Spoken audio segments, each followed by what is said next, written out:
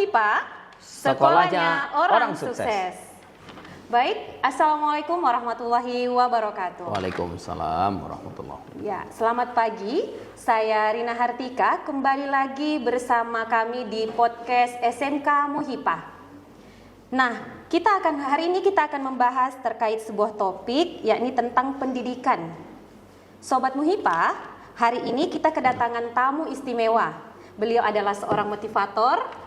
Beliau adalah seorang pejabat yang sangat merakyat. Masya Allah. Amin. Dan yang terpenting, beliau adalah seseorang yang sangat meningkatkan kualitas pendidikan dan kesejahteraan masyarakatnya. Amin. Saya teringat nih Pak, tahun 2010 silam. Ya. Saat itu saya masih berstatus siswa SMK Muhammadiyah 1 Palu. Saya masih menjadi siswa di sini dan ada kegiatan outbound, tepatnya di Taipa Beach. Nah, saat itu Bapak menjadi pembicara. Ada kalimat Bapak yang membekas di hati dan di pikiran saya sampai detik ini. Kata Bapak bahwa setiap usaha itu tidak akan mengkhianati hasil. Namun, setiap usaha yang ingin kau lakukan, mintalah doa dari kedua orang tua. Dan itu yang saya lakukan, Pak. Alhamdulillah. Iya, saat itu saya pernah dinyatakan lulus di Jakarta, salah satu kampus. Lalu saya pulang ke rumah minta izin dengan orang tua. Tapi karena orang tua tidak izinkan, maka saya teringat kembali pesan Bapak. Kita tidak akan sukses tanpa doa dari orang tua kita. Dan ternyata alhamdulillah Allah menempatkan saya di Unismu Palu. Iya, saat itu kuliah. Dan sekarang saya mengabdi di SMK Muhammadiyah. Ketemu dengan Bapak lagi. Ya. Baik teman-teman sobat MUHIPA. Sekolahnya orang sukses. Iya, sekolahnya orang sukses. Nah, hari ini kita bersama dengan Bapak Wali Kota kita, Bapak nomor 1 Kota Palu. Ya, dengan Bapak Haji Hadianto Rashid SE. Baik ini Pak, mungkin kita sapa-sapa dulu nih teman-teman kita di sobat MUHIPA. Bagaimana kabarnya nih Pak? Alhamdulillah baik. Ya, dengan semua kesibukan hari ini Pak ya, kalau kami dapat informasi kegiatannya sangat padat. Namun alhamdulillah Bapak menyempatkan waktu datang di sekolah kami. Semoga ini menjadi spirit untuk sekolah kami bisa berkembang jauh lebih pesat lagi. Amin. Iya, kami masih tetap mengharap motivasinya Bapak nih Pak. Selain motivasi, bantuannya juga. Iya. Itu yang penting. Baik nih. Iya Pak. Baik nih. Jadi ada beberapa pertanyaan yang sudah kami kumpulkan dari chat yang masuk di Instagram kami Pak, di Instagram Kesiswaan dan Instagram SMK MUHIPA. Ada pertanyaan ini.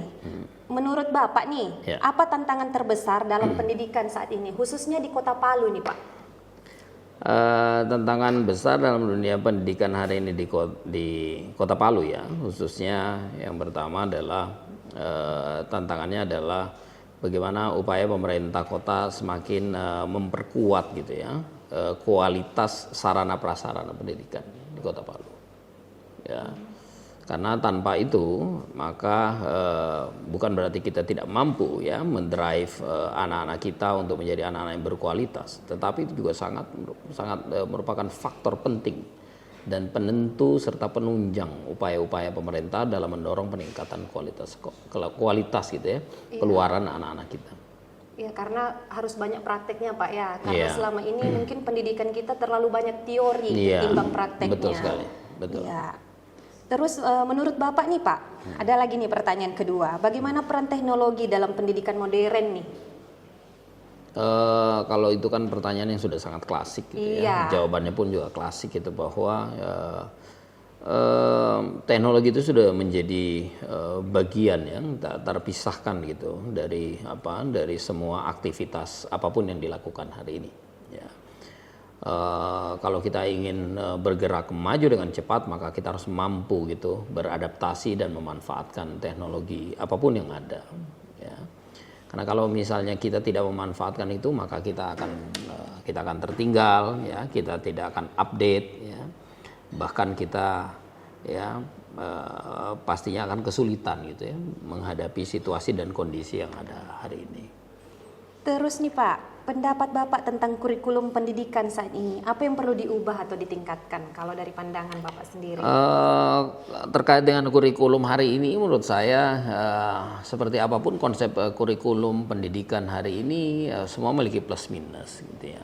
Nah, tinggal tergantung bagaimana kemudian kita memberikan pendampingan yang baik ya terhadap anak-anak kita ya, apalagi sekarang kurikulum kita adalah kurikulum Merdeka Belajar.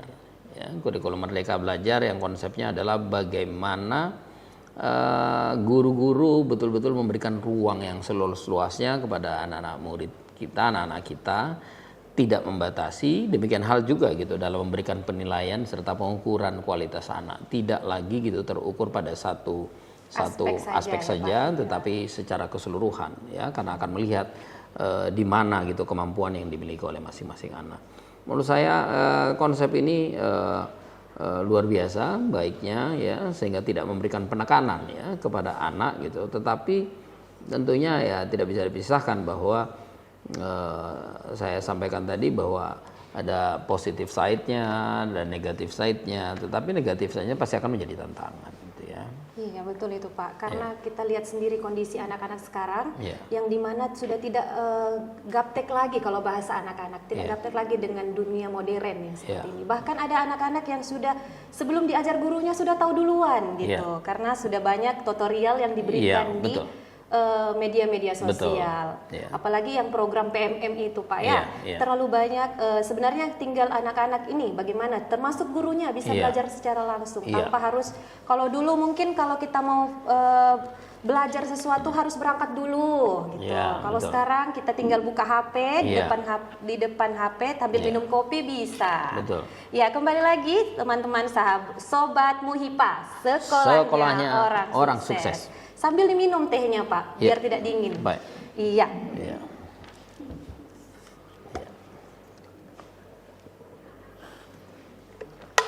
Saya ini diperintahkan minum, saya minum. Masya Allah.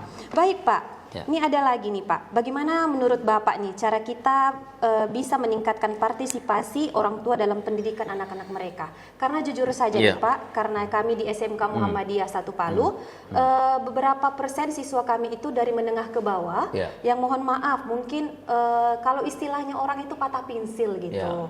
Nah kadang-kadang ini karena kita SMK, ada praktek-praktek biasanya, dan itu biasa orang tua tidak mengizinkan anak-anaknya untuk mengikuti praktek, karena menurut mereka bahwa datang sekolah pukul 7 ya harus pulang pukul 4 sesuai dengan jadwal doang. Sedangkan biasanya kalau praktek seperti ini anak-anak kita ini biasanya ini Pak unik SMK Muhammadiyah ini. Kalau biasanya sekolah lain itu anaknya tidak sampai sekolah, sekolah kami anaknya tidak mau pulang Pak.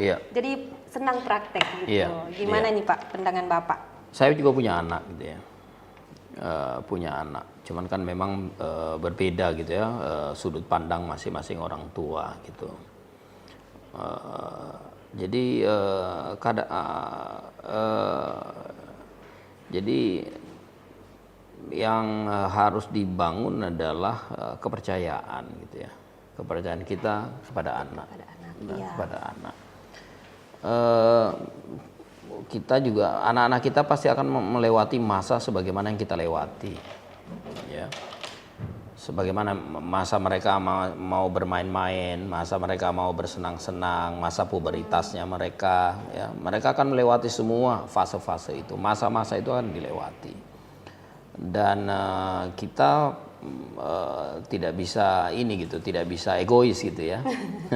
Tidak bisa egois gitu ya. Tidak bisa egois gitu. Egoisnya bahwa seakan-akan gitu hanya kita yang melewati masa itu dan hanya kita yang mampu melewati masa itu. Gitu. Belum lagi kalau konsep garam Pak. Saya duluan makan garam. Saya duluan makan garam ya, nggak bisa gitu. Anak-anak nggak apa-apa. Anak-anak harus dilatih mereka untuk jatuh agar supaya kemudian mereka bisa berdiri ya.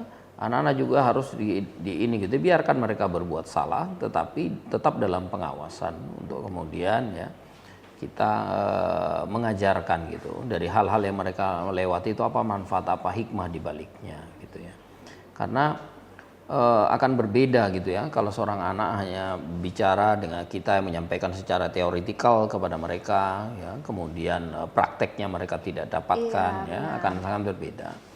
Jadi menurut saya anak-anak diberikan ruang, dibangun, diberikan kepercayaan kepada mereka. Nah, kita orang tua lah yang punya tugas untuk mengukur itu setiap hari, untuk memantau setiap hari, memastikan bahwa hal itu betul-betul ya masih dalam koridornya, masih dalam koridornya. Iya. Anak saya juga gitu kan sempat gitu, ayah si ini sudah tahu pacaran gitu gitu ya. Ini kasus yang Nah, ini biasa apalagi gitu tingkat kan. SMK Nah, ini kan ini, apalagi Pak. anak perempuan. Nah, kalau begitu sudah, mulai besok kamu nggak usah ini nah, begitu ya. Nah, kita kan orang tua pasti akan bereaksi seperti itu gitu Iya, ya. benar-benar. Tapi tentunya itu tadi gitu. Bahwa ada fase-fase masa-masa di mana anak kita akan menjalani itu. Nah, kita yang harus kemudian memikirkan bagaimana kemudian menguasai perasaan kita dan menguasai perasaannya gitu ya. Iya. Agar supaya kemudian bisa mengambil itu dan mengarahkan itu menjadi hal yang positif. Nah, seperti itu. Kalau di sisi saya seperti itu. Sehingga karena anak-anak ini sangat apa ya? Perasaan mereka itu sangat ini gitu, sangat peka, sangat sensitif kan. Jadi itu kalau istilahnya itu mereka ini rigid gitu ya, rentan untuk ini gitu ya, rentan untuk pecah, rentan untuk itu oleh karena memang ya gitu ya.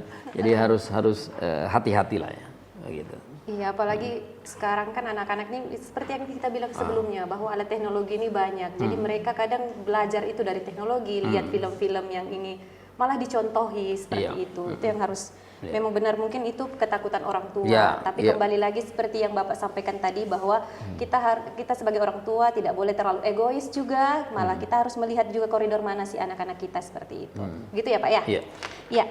Baik, Pak. Selanjutnya nih, Pak, karena kami ini sekolah swasta. Ya, bagaimana nih Pak, mungkin ada clue untuk sekolah swasta ini bisa berkembang seperti sekolah-sekolah pada umumnya. Karena gini, kalau kita lihat di Kota Palu ini, sekolah swasta itu... Nah ini, seperti ini anak saya udah nelfon lagi nih. Nah, coba, mana handphone saya? Nah ini udah nelfon, berarti ada yang penting. Iya, nah boleh, ini Pak. Coba, ini kan anak-anak di luar, di Jakarta semua. Masya Allah. Jadi kadang-kadang mereka harus ditahu apa ininya nih. Tuh. Halo, Assalamualaikum nak. Ini contoh yang baik. Ayah lagi di ini nak, Sobat di mana Muhibah. di podcast. Ya gimana nak? Ya, jadi teman-teman Sobat Muhibah, sesibuk apapun Gimana? orang tua, kita Tell me, harus what's menyempatkan up? waktu untuk anak-anak kita. Today I want to go to selling my gigi. Oke, and then? Give money dong ya. Oke. Ternyata butuh Ya. tambahan dana ya. Ya udah, be careful ya nak. Ya. Oke, makasih ya. Ya. Waalaikumsalam. Masya Bilang Allah. ayah saya mau keluar. Tuh. Tambahin dong kan gitu. Nah, nanti dia nyampein gitu. Dia mau keluar, dia mau ini ya kita. Nanti orang bilang mungkin ya kalau bapak kan ada dua. Tidak juga begitu. Kadang-kadang juga kadang-kadang ditanya gitu kalau berapa? Paling 50 ayah. Gitu kan, gitu. Jadi seperti itu. Jadi memang sih hal-hal kecil seperti itu Pak. Kadang-kadang orang tua ini mungkin karena sibuk kerja sampai lupa untuk lihat kondisi anaknya juga. Jadi tidak punya kesempatan. Ini contoh ya teman-teman Sobat Muhibah, sekolahnya orang sukses, di mana sesibuk apapun Bapak kita saja wali kota Palu, orang nomor satunya kota Palu masih menyempatkan waktu untuk memprioritaskan anaknya. Luar biasa nih Pak, sangat luar biasa. Semoga ketika saya punya anak nanti bisa mengambil contoh seperti Bapak. amin. Ya, amin. Karena waktu saya sekolah saja masih membekas bahasa Bapak ke saya bahwa doa orang tua harus diutamakan, restu orang tua harus Betul diutamakan. sekali. Jadi kita orang tua hati-hati gitu Iya. ya. Kadang-kadang kita lupa ketika kita marah, ya marah kita itu kita lupa gitu bahwa ridhonya kita orang tua itu merupakan ridhonya Pengaruh untuk anaknya juga, Tuhan gitu ya, kesuksesannya ridhonya anaknya Allah. juga. Jadi Iya. kalau kita salah kata, salah omong, wah itu aduh doanya itu yang takut gitu ya. Iya, kembali nih Pak, bagaimana nih Pak? Mungkin Oke, sekolah gimana clue, ya? iya, Ya dari jadi sekolah Muhammad. memang Sekolah itu swasta. tantangan hari ini gitu ya. Tantangan hari ini bahwa kita masyarakat kita ya income per kapita kita masih inilah ya masih cukup ya perlu lagi di ini ya dikuatkan ini ya. Sehingga dari base itu ya kita bisa lihat bahwa kemampuan masyarakat kita masih kemampuan rata-rata gitu ya. Iya, benar, Pak. Masih kemampuan rata-rata. Nah, tetapi bagaimana dengan tuntutan hari ini yang memang menuntut ya sekolah semakin harus meningkatkan gitu ya kualitasnya. Nah, sama dengan negeri. Negeri kita kesulitan di situ, kesulitan pemerintah di situ. Kesulitannya adalah bahwa negeri ini gratis. Iya. Tapi sarana prasarana harus di-provide ya dengan sebaik mungkin. Nah, pemerintah harus siap dengan anggaran, tetapi pemerintah juga memiliki keterbatasan anggaran. Ya. Dan demikian juga dengan swasta. Memiliki kondisi yang sama, walaupun dia berbayar, tetapi kan ada angka-angka yang ini gitu, yang psikologis kalau menurut saya. Kadang-kadang kita tidak berbicara lagi tentang angka yang profitable gitu ya, tetapi angka yang psikologis dalam sekolah. Apakah angka ini memberatkan, apakah angka ini bisa diterima atau itu. Jadi kita tidak lagi berbicara tentang profitable, tetapi kita sudah bicara angka yang psikologis. Nah, begitu. Nah, itu kesulitan baik di kita di negeri maupun di swasta. Nah, dengan swasta. Nah, swasta dituntut agar supaya sarana prasarana ya. Nah, berarti kalau sarana prasarana kan berarti semua berarti harus dinaikin. Iya. Ya, semua harus dinaikkan. Berarti iuran apa dinaikkan dan dinaikkan. Nah, itu. Kemudian kita berharap partisipasi. Partisipasi itu kemudian jadi hal yang relatif jadinya. Siapa yang bisa, siapa yang tidak bisa. Siapa yang ikhlas, siapa yang tidak ikhlas. Ya. Nah, kalau semua berharap pertama ikhlas, waduh, jangan-jangan yang ikhlas cuma satu orang. Ya. Benar itu, Pak. Kalau kita hanya misalnya berpikir bahwa ya mengharapkan misalnya siapa yang siapa yang misalnya, wah itu kan agak repot gitu ya. Nah, tetapi mungkin hal yang bisa dilakukan oleh sekolah swasta. Oleh sekolah swasta atau oleh semua kita lah. Kita mulai dari efisiensi anggaran untuk hal-hal yang tidak penting dan tidak perlu. Ya, kemudian kita lihat prioritas mana yang harus kita didahulukan. Karena ketika misalnya kita capai pada tataran kualitas sekolah sudah mendapatkan pengakuan, maka pada saat itu masyarakat tidak melihat angka lagi. Masyarakat sudah akan melihat kepada kualitasnya. Kualitas dari sekolah itu. Dari sekolah itu. Dan masyarakat yakin dengan yang mereka keluarkan, mereka akan mendapatkan apa, mereka yakin dengan itu. Ya. Ya, jadi ya mungkin itu dulu ya, yang mungkin yang bisa kita lakukan ya untuk mensiasati situasi dan kondisi yang ada. Baik, ini Sobat Muhipah. Jadi boleh dicatat-catat nih biar sekolah kita lebih berkembang lagi ke depannya. Amin ya. Amin. Iya, Pak. Terus selanjutnya nih, Pak.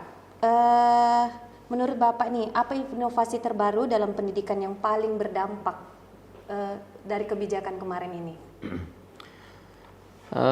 Kalau inovasi sebenarnya sih tidak ada inovasi gitu ya. Tidak ada inovasi gitu karena kurikulum merdeka. Ya kan? Kemudian kemudian waktu sekolah kita juga sudah full day. Ya, full day pun juga bukan inovasi. Kemudian hari Jumat kita jadikan sebagai hari imtak untuk ini. Kemudian ada misalnya pemberian reward kepada sekolah terbaik ya yang diberikan oleh pemerintah Kota Palu, cuman swasta belum masuk. Iya, ya, yang 2 miliar ya. Dan itu pun di lingkungan pemerintah kota ya. Jadi yang terbaik 1 miliar, terbaik pertama 1 miliar, terbaik kedua 600 juta, terbaik ketiga 400 juta. Nah, itu. Kemudian ada program kita, program magang kepala sekolah keluar. Iya, ya. Jadi kepala sekolah dimagangkan. Kita magangkan kepala sekolah kita keluar ya. Nah, karena kita kerjasama dengan Sampurna Strategic Foundation, jadi kita magangkan ke Jakarta. Nah, dalam waktu dekat ini setiap tahun itu magang kita. Sebenarnya bukan cuma kepala sekolah, tapi ASN juga kita magangkan juga keluar gitu ke kementerian. Bahkan kemarin terakhir saya bicara dengan Sampurna, rencana kita akan memilih kepala sekolah yang sudah mengikuti magang dan kemudian sudah siap memiliki kapasitas untuk itu. Kita akan berikan mereka magang di Australia. Masya Allah, ya, itu. Luar biasa ya Pak ya. Ya. Berarti kemudian, kepala sekolah harus punya modal bahasa Inggris yang ya, bagus juga. Kemudian ada peningkatan kapasitas berkala para guru kita. Jadi pengawasannya mereka betul, performance-nya betul-betul terpantau dengan baik ya, untuk memastikan bahwa target-target upaya percepatan ya, persamaan peningkatan kualitas sekolah yang berada di wilayah Kota Palu itu betul-betul bisa teraplikasi dengan baik ya, sehingga ke depan kita tidak bermasalah lagi dengan zonasi. Iya. Ya, tidak masalah lagi bahwa semua anak-anak ingin mengejar bagaimana di SMP 1, SMP 2, SMP favorit ya, semua sekolah memiliki kesamaan. Ya, dengan program ini juga nanti para kepala sekolah juga nanti akan kita distribusikan. Ya, berdasarkan scale yang sudah dibuat gitu. Jadi karena kita berharap kepala sekolah yang baik bisa mengangkat gitu sekolah-sekolah yang masih perlu dorongan yang kuat. Gitu. Itu yang kita lakukan hari ini di Kota Palu. Dan apakah itu dianggap sebagai sebuah inovasi? Menurut saya tidak, karena biasa-biasa saja gitu ya. Nah, jadi nothing new gitu. Nothing new ya, kalimat yang ini kata Bapak, nothing new. Iya nih Pak, selanjutnya nih, ada enggak Pak program untuk anak-anak putus sekolah dari Kota Palu sendiri? Jadi karena gini Pak, dari apa yang kami lihat, karena kebetulan saya ke siswa di SMK Muhammadiyah, ketika saya turun ke panti-panti asuhan, ketika saya turun ke pesantren-pesantren, ternyata banyak anak-anak di usia yang harusnya sekolah, tapi ternyata harus putus sekolah karena yang pertama tadi biaya. Walaupun beli baju putih abu-abu dan putih biru tidak mampu Pak, karena anak yatim piatu dan semuanya seperti itu. Kalau itu pemerintah punya. Kita kan punya program beasiswa, ya, bukan cuman itu beasiswa menunjukkan bahwa pemerintah tidak ingin anak-anak kita yang sudah selesai SMA tidak lanjut lagi. Itu yang pertama. Kemudian kita tahu bahwa untuk sekolah, mulai sekolah dasar sampai dengan SMA itu sudah gratis oleh pemerintah, sehingga tidak lagi alasan untuk putus sekolah. Ya, begitu. Lagi alasan putus sekolah. Dan kemudian buat anak-anak kita yang tidak mampu, tinggal melapor. Kalau di Pemkot Palu tinggal lapor, Pak, anak saya tidak punya baju. Begitu ya Pak ya, berarti tinggal datang melapor. Caranya itu lapor, saya tidak punya baju, maka kita akan verifikasi lapangan, apakah betul. Ya, apakah betul kondisi ekonominya betul-betul berat dan sebagainya yang tidak memungkinkan itu, maka pemerintah yang kemudian menyiapkan. Jadi biasa program Kota Palu itu yang Pak, kita lakukan. Ya. Iya. Selanjutnya nih Pak, apa ini? Yang mana dulu yang saya baca ini? Karena pertanyaan ini banyak sekali nih Pak soalnya yang masuk di kami. Nah ini Pak, yang tadi sudah, bagaimana Bapak menyarankan sekolah-sekolah untuk mengatasi tantangan terkait dengan kasus penyalahgunaan narkoba? Ya. Tadi saya udah singgung gitu ya terkait dengan program Imtak yang dilaksanakan di hari Jumat, di mana mulai dari pagi sampai sore anak-anak belajar terkait dengan agama. Ya, penguatan religi kita lakukan di situ. Ya, kalau misalnya kita agama Islam ya, mulai dari belajar ngajinya, kemudian santapan rohaninya ya, kemudian belajar hadisnya, kemudian tafsirnya ya.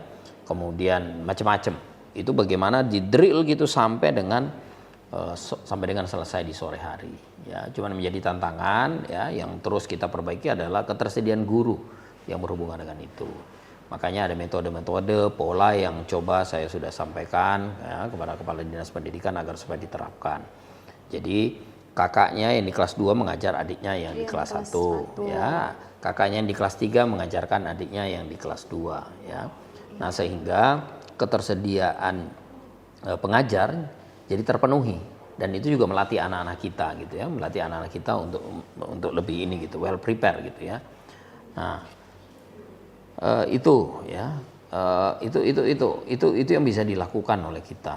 Nah, kemudian pemerintah Kota Palu juga sudah mengeluarkan aturan kemarin ya, edaran kepada seluruh sekolah SD, SMP untuk melarang anak-anak membawa kendaraan bermotor. Iya, karena kasus kemarin itu karena kasus berdampak memang Pak. Berdampak. Jadi memang kita harus selalu menunggu gitu ya, menunggu terjadi sesuatu ya, baru kemudian itu menjadi contoh. Menjadi contoh, benar. Nah, kalau misalnya ketika kita mengambil kebijakan tanpa ada sesuatu, kadang-kadang responnya menjadi itu respon negatif dari gitu ya. orang-orang. Tapi setelah ada kita langsung, bukan berarti kita tidak Tunggu kejadian dulu, kejadian dulu, baru bukan ya, bukan. beraksi, tidak.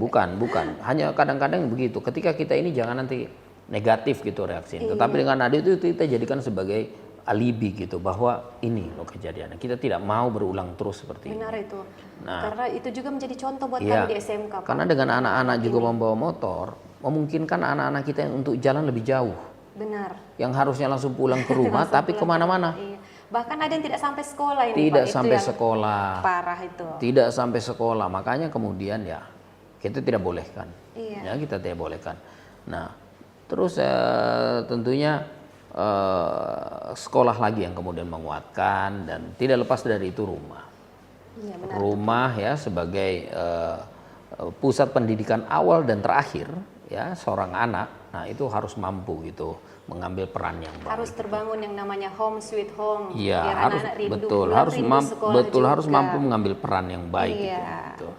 Baik Pak, ternyata itu adalah pertanyaan terakhir dari podcast kita pada hari ini. Iya. Terima kasih nih Pak Terima sudah kasih. berbagi dan mau sharing-sharing dengan kami di SMK Muhammadiyah 1 Palu. Iya. Semoga bukan kegiatan pertama tapi kegiatan berlanjutan bisa. Amin. Dan kami saya undang berdoa kembali ya lagi. podcast ini luar biasa dan saya berdoa moga-moga ini terus berkembang Amin ya. ya Allah. Berkembang menjadi podcast yang betul-betul podcast yang bersinar. Kami tetap butuh bimbingannya Iya, Pak ya. karena kan Muhipa. Selain bimbingannya, motivasinya, kami butuh semua doanya Bapak. Iya. Kita tidak tahu doa siapa yang akan Allah Amin. ijabah. Karena kan Muhipa, sekolahnya orang sukses. Sekolahnya orang sukses. Jadi podcastnya orang sukses. Iya. Baik teman-teman Sobat Muhipa, Ya. Bagi yang ada memiliki pertanyaan lagi bisa dikirimkan di IG kami di IG @kesiswaan SMK Muhipa atau IG Kesiswaan SMK Muhipa. Baik teman-teman, sampai ketemu di episode berikutnya bersama dengan pembicara atau tamu undangan yang menarik-menarik semuanya tentunya. Karena kami sudah didampingi dengan Pak Wali Kota yang insya Allah sudah siap memberikan motivasi, doanya apalagi. Amin, amin. Bahkan bantuannya yang kami harapkan Nah, itu dia luar yang biasa ini. Itu Ya. dia yang penting. Ya baik Sobat Muhipa, kami pamit undur diri. Ya. Saya Rina Hartika dan Bapak nomor 1 Kota Palu. Adianto Rasid. Iya. Sekali lagi Bapak, mungkin kita tes dulu. Sobat Muhipa, Sekolahnya orang sukses. Sampai ketemu lagi teman-teman Sobat Muhipa. Dah.